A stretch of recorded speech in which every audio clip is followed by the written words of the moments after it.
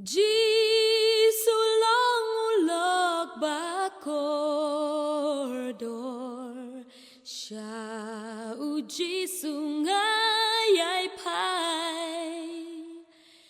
ngalasuk banyo lambaro siya ublay hajing duway jing sukat nung ijudono kanong isyu sa kuslay na marbangin treban walam lucu blay hajing duway ngiju shembun ki jing jem ja ki jing tenjo bat kuslay mentanga shemlat banyola sha ublay ngale duway hangin shem ulog ban shanya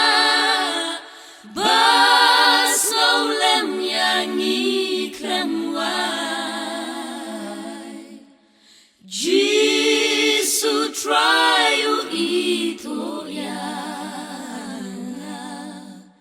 baca ungan le duway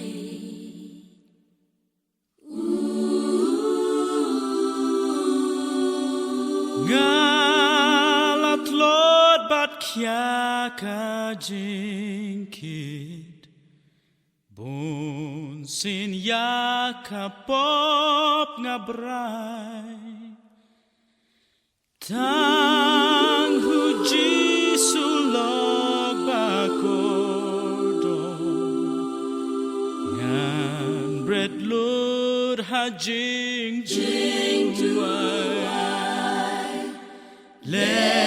ki lok jong me ki la ya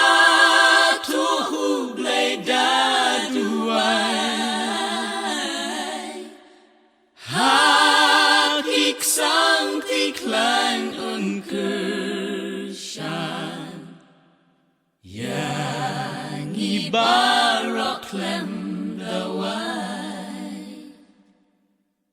Jisu long ulog bakordor